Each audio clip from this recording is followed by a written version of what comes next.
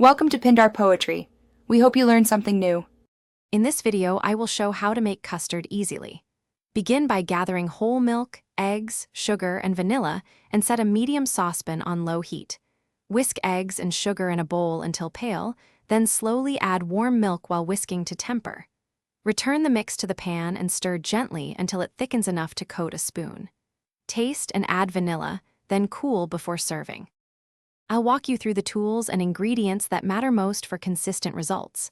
Start with fresh eggs, whole milk or half and half, and granulated sugar in measured amounts. A whisk, saucepan with heavy base, and fine sieve will save you from lumps and panic. Keep heat low and stir gently, watching for the custard to thicken to a nap consistency.